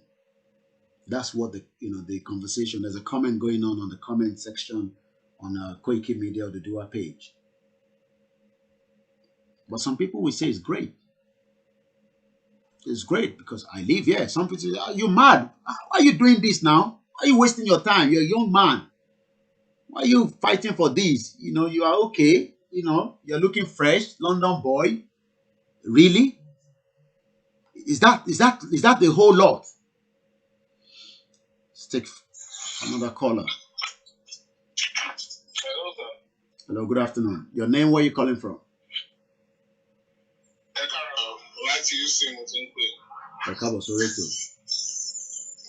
Yeah, I say go on, appreciate. Agbára Ọlọ́run, inú yín máa dùn, inú mi náà dùn, inú Yorùbá dùn. Event recent, àwọn event tó ṣẹlẹ̀ lẹ́nu ọjọ́ mẹ́ta yìí, ó jẹ́ kí n ráyè rí àwọn problems tá a ní gangan. Ṣé rí bẹ́ẹ̀ ṣe ń sọ̀rọ̀ yẹn? It's just like you are in me and I can feel the frustration personally. Now, níbo ni àwọn kìíní yẹn ti wá? Mo discover wípé iṣẹ́ mọ̀ nígbà tẹ́ play fídíò bọ̀bọ̀ òyìnbó yẹn. Jonathan Pye. Bẹ́ẹ̀ ni sà. Orúkọ Marcus Rashford ló dá. Which of course àmọ́ Marcus Rashford is a footballer and is a black. So now tẹ́ bá wò dáadáa sà, notice pé ní àtijọ́ àwọn èèyàn wa tó wà l'Amẹ́ríkà tó jẹ́ dúdú máa ń pè ní akátá ní ìgbà yìí àbí àwọn blacks tó wà everywhere in the world. Ǹjẹ́ iṣẹ́ mi pé nítòótọ́ ṣe lọ́ta àwọn sí oko ẹrú. Now iṣẹ́ mọ̀ pé àwọn bàbá wa nígbà yẹn àwọn lọ́ta àwọn pípín yẹn sóko ẹrú. Àwọn ni. Now kí ló dé ṣe tàwọn sóko ẹrú torí selfish interest and greed, because there are two emotions tó wà nínú ọmọ èèyàn: fear of money, to have money to be able to take care of yourself, and the greed of wanting to have more than what you even deserve. Now àwọn bàbá wa nígbà yẹn wọ́n ta àwọn ẹ̀gbọ́n wa, àwọn àbúrò wa tó yẹ kájọ wà together, wọ́n ta àwọn sóko ẹrú, and they did it under very brutal circumstances. Yes. Wọ́n kíá pé àwọn òdèdó ìlú kíá ìṣojú wọn báyìí wọ́n ṣe ń ti. So now where are the power blocks in Yoruba land today? You have the kings, the political leaders. Shall I understand me, sir? Yeah. At least those are the two dominant ones that in the power blocks in Yoruba. I'm not concerned about Nigeria. Yoruba interface. Sherry, these two power blocks, ẹwọ ìfẹ́ǹsì tó ṣẹlẹ̀ lẹ́nu ọjọ́ mẹ́ta yìí ní tó fi oúnjẹ nílé ọba Akíolú. Now, as a smart person, you don't need anybody to ṣe gbọ́ mi sà. Yeah. Wípé àwọn oúnjẹ tẹ́rí ní àfihàn ọba Akiolu yẹn ó dá mi lójú gbangba pé ó wà ní ọ̀dọ̀ ó wà lọ́dọ̀ Aláàfin of Ọ̀yọ́ ṣẹ́gẹ̀ tí sà ó wà lọ́dọ̀ àwọn lọ́ba ẹ̀kiri pàápàá jùlọ owó náà máa tẹ̀lé ṣẹ́gẹ̀ náà àwọn bàbá yìí tẹ́ bá wò dáadáa láti bẹ̀ notice tẹ́ bá kò tẹ àwọn ọ̀rọ̀ tẹ́yìn náà ti sọ pé wọ́n ò dá sí àti pé ká má dá sí wọn ṣẹ́rí they command a lot of influence they are our problems. Problem wá sí wá gangan nìyẹn they have people sycophants hypocrites tó ń ṣe látàdédé fún wọn they are scattered everywhere they are the irats on the internet social influencers tó jẹ́ pé tó ń kó ìrẹ̀wẹ̀sì sínú ọmọ Yorùbá tẹ́ pé gbà míì when you see what they write inú ìyọ̀ dẹ̀ máa bàjẹ́ ó máa jẹ́ kí àwọn ìtàn tó ti sọ nípa wa nígbà Yorùbá ọjà lè ní wọ́n ṣẹ́mọ̀ the thing is coming to pass even more rapidly than ever before oríṣiríṣi ọ̀dàlẹ̀ la nílẹ̀ lọ́jọ́ mẹ́ta nígbà tó pa àwọn ọlọ́mọ sí Colgate tó tún wá come up with fake news theory now so that is our problem àwọn Yorùbá tó lè gbọ́ mi báyìí kọ́ máa gbọ́ Mr. Koiki wọ́n ti sọ fún wa mo dẹ̀ mọ̀ pé ẹgbẹ́ náà sọ tiẹ̀ àìmọye program ti máa ń wò kirikiri àtìkọ́ tó wà ní Germany yẹn they continue to shout èmi rò pé àwọn àgbààgbà lè Yorùbá ló ń tà wá sóko ẹrú gẹ́gẹ́ bí àwọn àtìgbà rẹ̀ ṣe tà wá they don't care as long as they are okay but what will be and gbogbo alamọ̀ àtàwọn àlọ́ òyìnbó yes yeah it's okay but you know that you are not the same o bá bí ọmọ ẹ sí bíbá yes we know that tó bá bímọ síbí òbí ọmọ America tó bá bímọ sí UK citizen ni that is it's not the same color it's not the same color tó bá jẹ́ pàlè túlù wá ṣe ó máa wà okay and what is the way forward is Yorùbá ká dúró pé àwọn kan dé pẹ̀lú Odùduwà àti ọ̀rẹ́ okay Yorùbá nation ẹ jẹ́ ká try but it's not going to be easy we know that it's not going to be easy but ẹ má jẹ́ ká máa tọrọ ara wípé we have a future ọ̀rọ̀ ìdí èyí Mr. Koiki mo ti pè é tẹ́lẹ̀ tí mo ti sọ fún yín rí wípé we don't have anything to do with this country when you consider the nepotism. Hello, sir. Yeah, mo wá yín. Never till nepotism to wà nílẹ̀. You will know that but of course àwọn olóńgbà nílẹ̀ láàyè àwọn bàbá wa tó wà ní ilẹ̀ Yorùbá in the political fashion bíi they are like that everywhere. Àwọn lọ́balọ́ba àwọn lọ́tà àṣọ pẹ̀lú yẹn. Àwọn gbogbo lọ́sì fún oppress wa bá ṣe ń sọ̀rọ̀ yìí. Come up with mantras like ọmọlúwàbí kìíní kan ẹ má bọ́ àgbàlagbà ẹjọ́ kí ló àgbàlagbà gan ti ṣé wọ́n ṣe nǹkan tó yẹ kí ibi tó yẹ ká ti bá àgbàlagbà are they doing that? So understand because tó bá láwọn èèyàn tó bá sọ̀rọ̀ sáwọn èèyàn lórí social media wọ́n á ní onítọ̀ yẹn ò ní respect.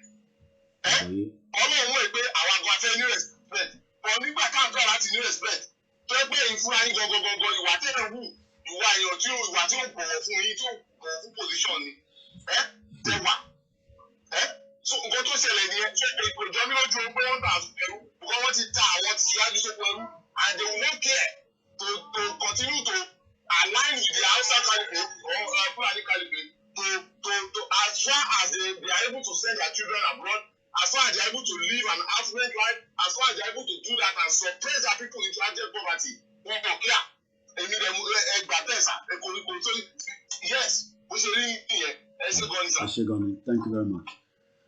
1:49 p.m. Nigeria is now 1 hour ahead of us. So when I say 1:49, that means you are 1 hour ahead of us. And America and other part of the world will be different. I think from what I have also told, there's an account that is also set up, will be released to you all to contribute towards, the movement. That will be coming up. We will tell you when I have the details of the account from the meeting that was held yesterday. Is that all?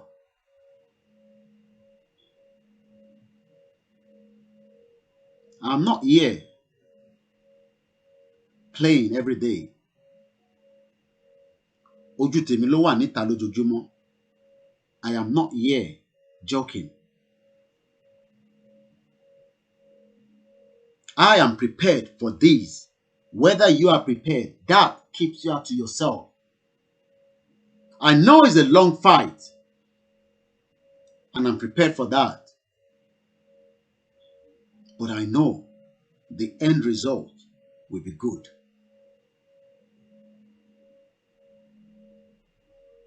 I know that the end result of Intagbedani will be good. Even with all the obstacles that a lot of you see. I don't see any obstacles. I just see that we need ourselves to be fully prepared in our mind.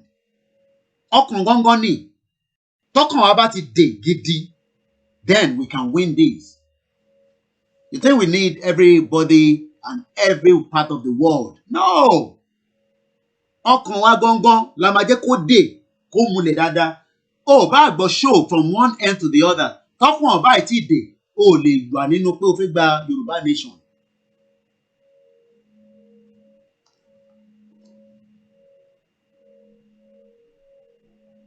But I can assure you, the game will change. How? When? We'll wait to see. The game, I said to you before, I still stand on that. December is my own cutoff mark. By December, if you tell me about Bash awareness day, by then, I will know where to raise the next level. UK government raise the level. America man raise level. If we go any level yen kò tí débẹ̀. But by December, I will then review what I have started. I don't know about other people. I'm talking about my personal self. Because the minimum of sacrifice on my own on this. Take another caller. Hello. Hello, caller. Your name? But let's wait.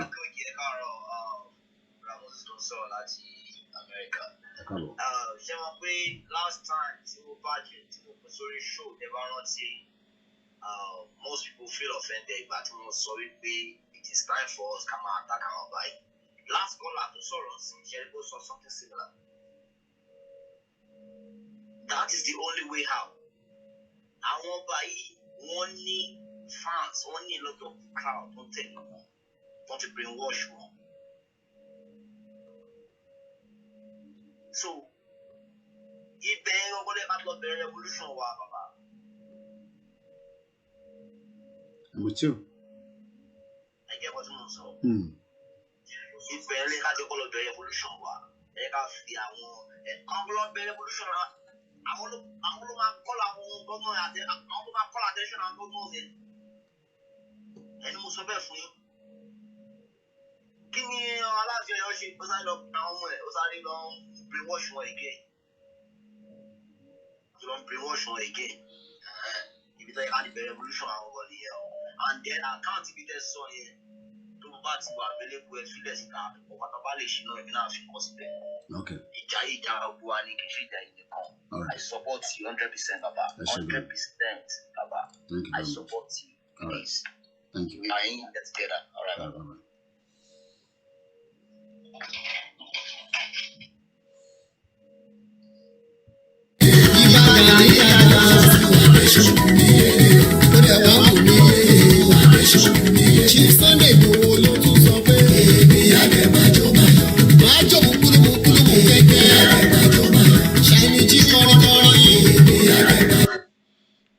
Let's come back onto the program. The program will be brought down at exactly 6 minutes. So we only have 6 minutes left. Let's say this clearly again. We will continue to make this message to go down to every part of the country, even up to the north, so that people mind know that Nigeria will break.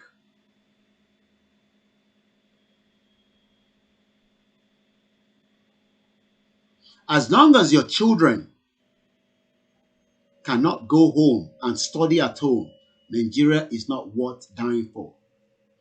As long as your children cannot live the same vicinity, environment with those at home, that means Nigeria is not working. As long as your children cannot stay in Nigeria and get medical assistance when they are sick, that means Nigeria is not worth dying for. As long as your children that you love so much that are living with you right now cannot access all these, then we should end Nigeria.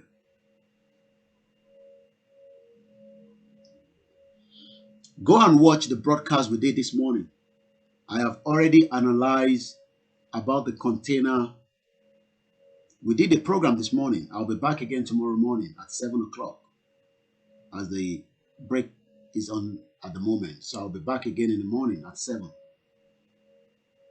Go and watch the one we did in the morning. Find time to sit down and watch it. And you realize that the world will not bend for me and you because they're also part of the problem. If you think that the international community will bend their rules so that we can have a Yoruba nation, I want us to think about it again carefully. Because they are also part of the problem. In conjunction with all the politicians in Nigeria. Have you thought that a politician has so much money to buy 300 motorbikes? Have you thought about it? Owó tó wà lọ́wọ́ politician ó pọ̀ débi pé ó lè kó 300 motorcycles sínú ilé. Èdè dẹ̀ ń pa àwọn tó wà ní vicinity. Adẹ̀ náà fẹ́ ṣe sádàkà ni. Òun fẹ́ ṣe sádàkà lòun ṣe kó sínú ilé. Òun máa fi ṣe charity ni. Politician kò dá business kankan sílẹ̀ o. Kò ní iléeṣẹ́ kankan tó ń fún lówó o. Kò ní factory kankan tó ń produce o. Àmọ́ ó ní owó tó tó owó. Ó ra generator. Ó ra gbogbo ẹ̀. Ó kó sínú ilé. And you say one Nigeria will work.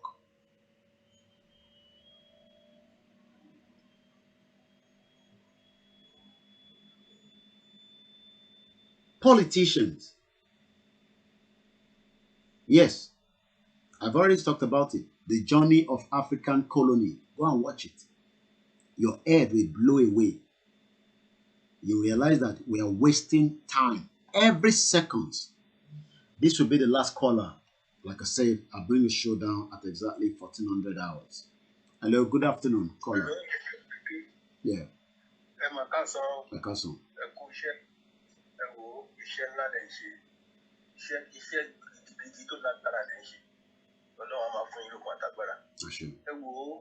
Gbogbo wa la ń fìlì gbogbo iṣẹ́ tẹ̀ ń ṣe yìí gẹ́gẹ́ bí a ṣe jọ wà nínú ìṣòro yìí.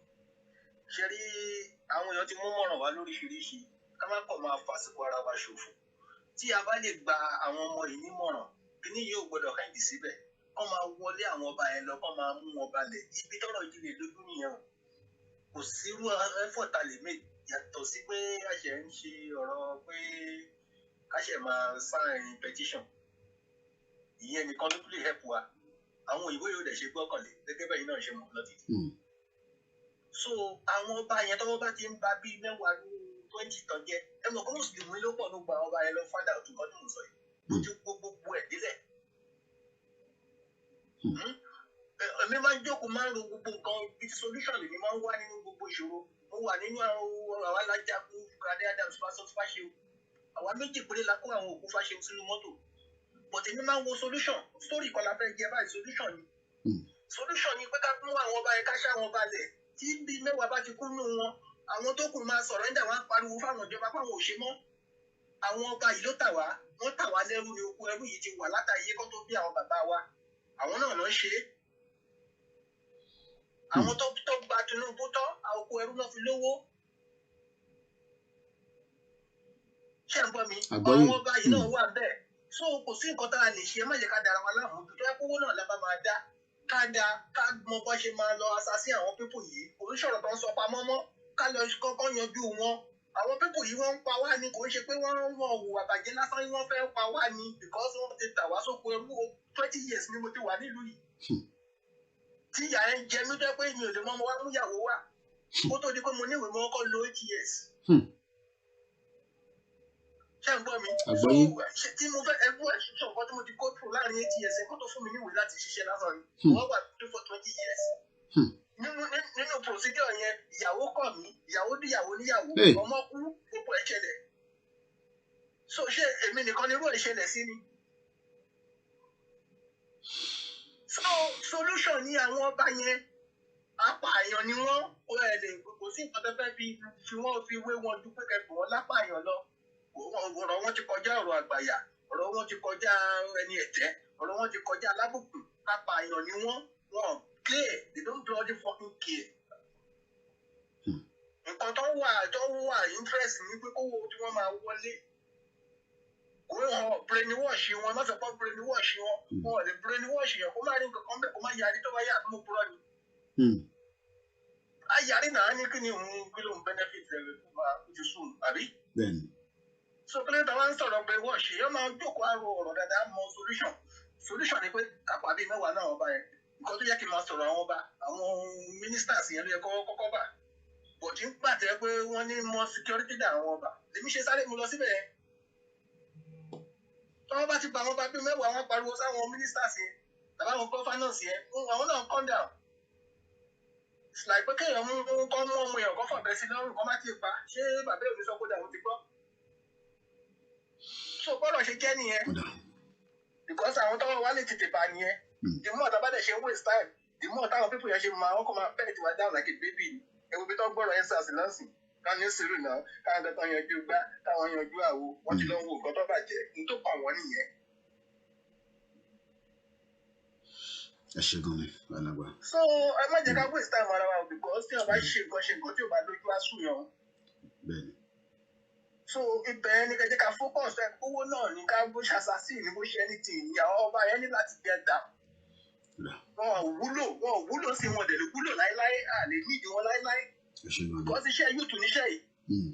So tẹ́bẹ́kọ̀ tún ń gba advice lákọ̀ ń gbọ́ káàkiri oníkàlùkù ọ̀fẹ́ máa sọ tiẹ̀ ní but solution ni máa ń sọ̀rọ̀ nípa ìdáyé tèmi. Ẹ ṣe gan ni alàgbà wa. Thank you very much. So solution yẹn o lẹ́yìn àwọn ministers yẹn àtàwọn gọ́fánà yẹn bọ̀ tí wọ́n difficult fún yín ká kọ́ mú àwọn ọba. Àwọn ọba tó bá kùn wọ́n á tètè mọ́ báyìí máa bá àwọn ọba yẹn sọ̀rọ̀. Bóyá ká dé aláàfin yẹn sílẹ̀ ká kọ́ mú àwọn tó bá tún súnmọ́. Irú ọ̀nà òfin fẹ́ alábòsí lòun ṣekúṣe yẹn ni. Gani Adams tá àpọ́n lè gan tí mo ní mo wà lẹ́yìn alábòsí ní ṣekúṣe yẹn ni bí wọ́n ti fẹ́ jẹun náà wà. Ìgbòho gan ti tẹ̀lé àwọn ní politics ní but mi ò tí ì get the system there dáadáa because mi ò sọ nǹkan tí ń bá mọ̀. Nǹkan tí mo mọ̀ ni mo sọ fún yín yẹn bó dẹ̀ ṣe jẹ́ ni mo sọ fún yín yẹn. Ẹ lọ wo ọjọ́ tí wọ́n ní wọ́n ja ogun yẹn.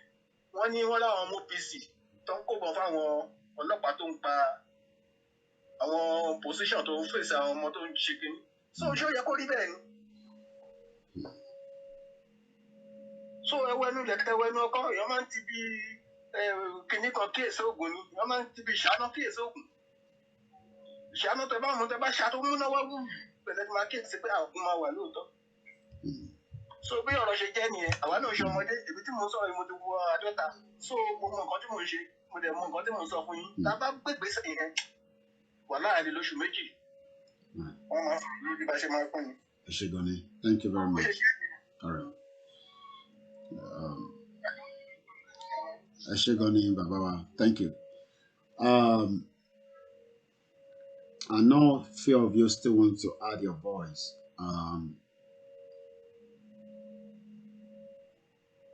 I'm just reading some of the comments as well.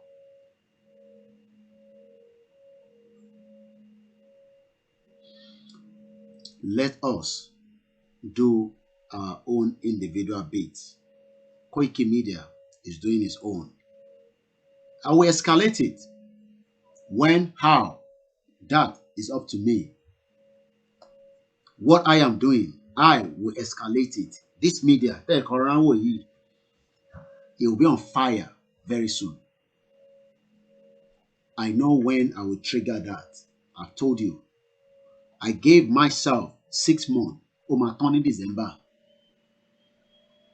You give yourself time frame of whatever you want to escalate. Ìtẹ́mi ń bá lọ, tẹ́mi gbé dání, ibi tẹ́mi ń lọ, èmi mọ̀. Ibi tí wọ́n ń lọ, kí wọ́n náà mọ̀. I'm very sorry, I won't take any more calls. Have a very good afternoon. And I'll be back again same time tomorrow. Bye for now.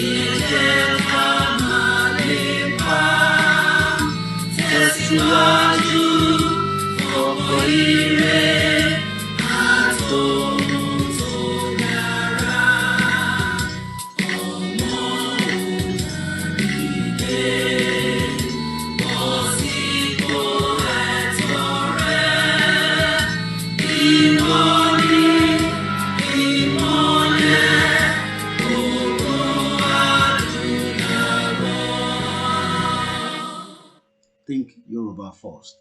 The only way out, the Yoruba nation. Bye for now.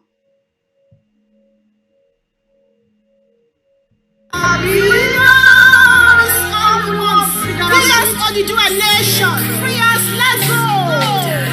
Iléyá, Iléyá mi ò dúró mọ́, Iléyá mi mò ń lọ. Iléyá, Iléyá ò dúró mọ́, Iléyá wa ò lọ. Oríṣà ò lè gbé ní, ó yẹ kó fi ní sílẹ̀ bó ṣe bá mi. Iléyá, ó ti yá. Iléyá ò dúró mọ́, Iléyá wa ò lọ. United Nations, ẹ fún wọn lómìnira, Odùduwà nation là ń fẹ́. Iléyá, ó ti yá. Iléyá ò dúró mọ́, Iléyá wa ò lọ. Ẹkùn ó pọ̀mọ́ Adéṣe ya káwọ́ lẹ́rọ̀, ó bá gbọ́mọ ọba o, ariwo wọ́n sá. Iléyá, Iléyá ò dúró mọ́, Iléyá wa ò lọ. Gbogbo ẹ̀yin gómìnà South West pátá, ẹ bá wọ́n wà níran, ẹ bá wọ́n dé sí i. Iléyá, Iléyá ò dúró mọ́, Iléyá wa ò lọ. Gbogbo ẹ̀yin ọba ilẹ̀ Yorùbá pátá, ẹ má mọ̀ dáwọ́dọ̀ o, ẹ bá wọ́n dé sí i. Iléyá, ó ti yá. Iléyá ò dúró mọ́, Iléyá wa ò lọ.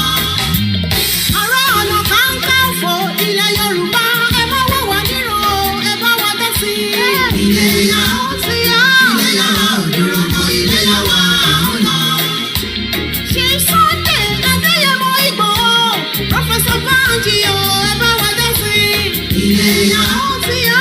Iléyá ò dúró mọ́, Iléyá wa ò lọ.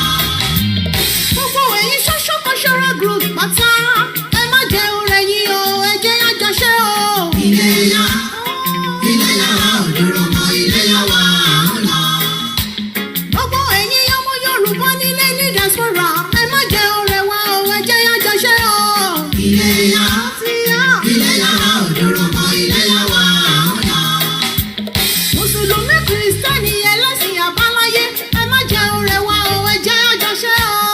Iléyá, Iléyá ò dúró mọ́, Iléyá wa ò lọ.